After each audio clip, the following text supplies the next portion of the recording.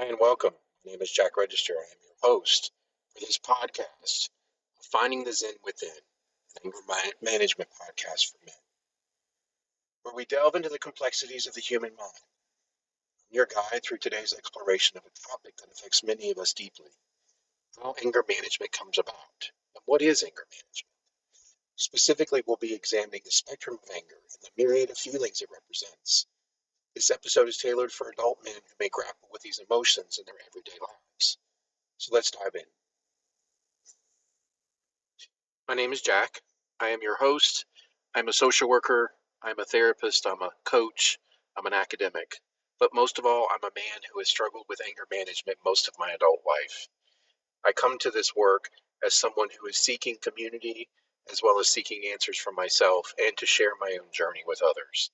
It's not been an easy one. The learning can be really difficult. And along the way, I've learned lots of ways to be able to forgive myself for those moments when I couldn't show up in the way that I really wanted to.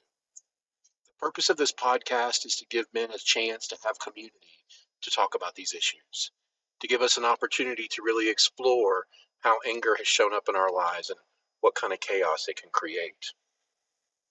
This podcast is meant for men who struggle with these issues and all those folks who love us, our families, our wives, our partners, our children, and so on, so that we can build a true beloved community to try and create change.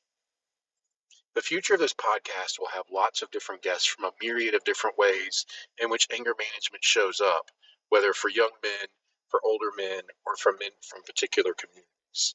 The idea is that we will join together in these discussions about how anger shows up for men and how it can be toxic, and the motivation that we tend to think that we have with it is only really short-lived.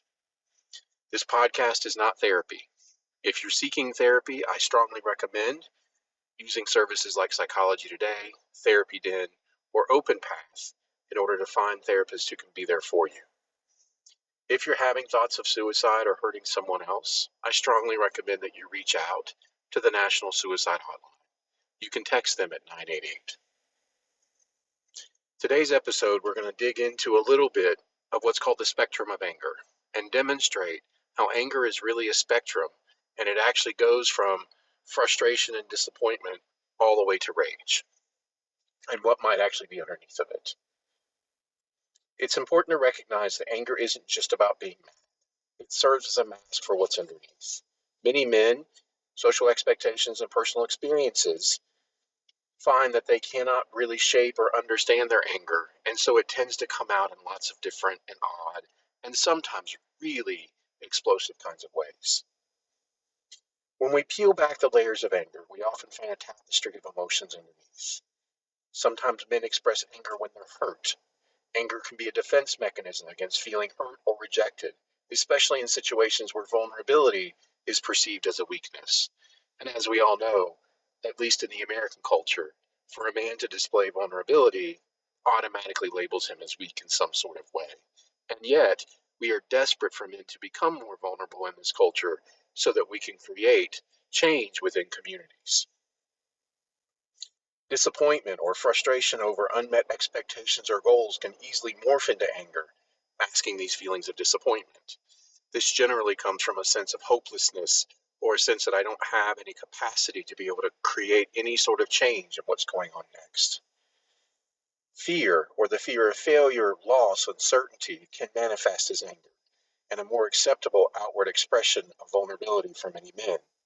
I find in my own experience and in my work that fear is underneath of a lot of the emotions that men do not necessarily allow themselves to feel. Because fear is something that most men are never allowed to feel because we are socialized to believe that fear is directly related to weakness. Shame and guilt. Shame is a feeling of I am wrong. Guilt is a feeling of I've done wrong. In many cases, these emotions, when they show up, are such a flood and they come in so quickly that we don't necessarily know what to do.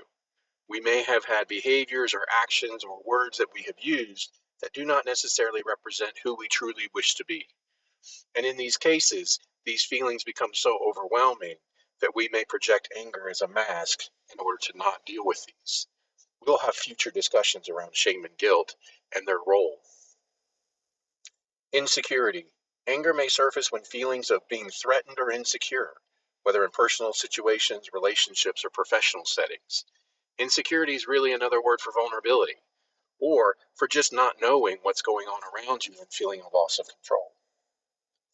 Loneliness. The frustration of feeling disconnected and isolated can fuel anger, as men struggle to articulate their emotional needs. We have this thing in Western culture that men are supposed to be lone wolves or the cowboy who rides alone or whatever motif you want to put with it. Yet we are social creatures and we need each other. Men need community as much as we need it as anybody else does. And yet we actually decry the moments when men reach out. So this sense of loneliness can exacerbate itself to an nth degree to the point where anger becomes the only emotion left. Each of these emotions underscores the complexity of anger and highlights its role as a signal for deeper emotional exploration. Many men face situations in everyday life where anger might be a situation of a trigger or a consequence of what's going on around them. For example, in workplace challenges, the pressure to succeed, to navigate politics in the organizations or communities that we work in, or meet demanding deadlines, or work in untenable environments can provoke frustration, anger, and even rage. Relational dynamics, miscommunications, unresolved conflicts, or unmet expectations in relationships can lead to feelings of anger and resentment. Whenever our partners, wives, girlfriends, children, parents look at us and look disappointed because we couldn't show up in the way that we were supposed to, these moments become really devastating for a lot of men. Yet we don't necessarily have the vocabulary in which to be able to talk about what it is that we need to do or how we can solve these problems. Parenting responsibilities. Balancing the demands of parenthood with personal and professional obligations is incredibly stressful, particularly in today's world. So, regardless of whether you are a father, grandfather, uncle, brother, nephew, whatever role you serve in the lives of others, today's generation faces situations that many of us from generations before could have never imagined. The speed at which technology has changed the way we interact and the way in which the workplace and the economy has dramatically shifted in the last 30 to 40 years causes a great deal of stress on all of us. Trying to balance all of this while being a guide for somebody else can seem really, really overwhelming.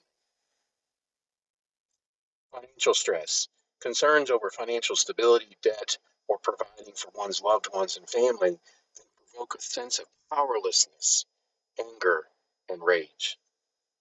And the social expectations, the sort of invisible scripts, the societal norms that discourage emotional expression or vulnerability may compel men to suppress our feelings, leading to pent up anger. The concerns here around what is socially acceptable for men and what is not becomes incredibly difficult to manage. One of the core issues underlying anger is a sense of powerlessness and lack of control. When faced with challenges or obstacles that seem insurmountable, anger can arise as a reaction to reclaim a sense of agency. This can manifest in many ways, from lashing out verbally, physically, or withdrawing completely.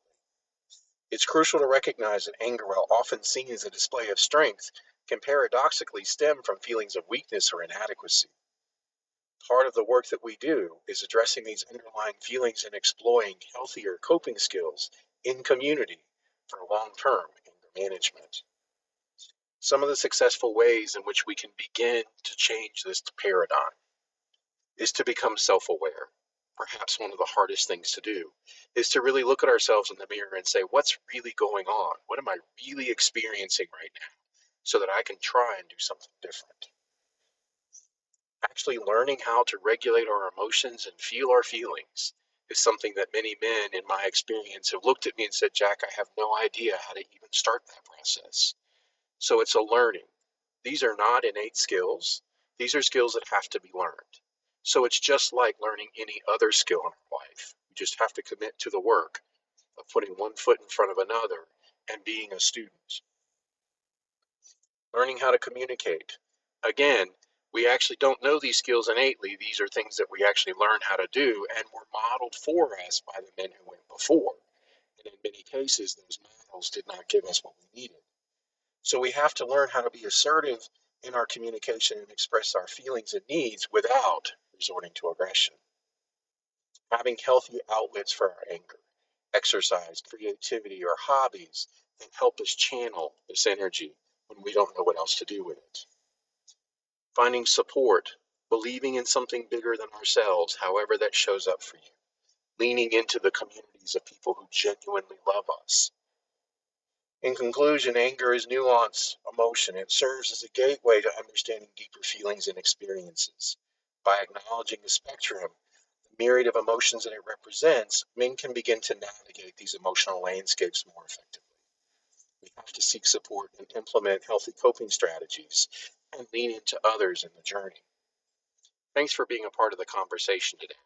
We'll have future conversations where we bring up lots of other nuances of anger and anger management issues and bring others into the conversation who can be a part of what's going on. I genuinely appreciate you traveling with me today. Thank you.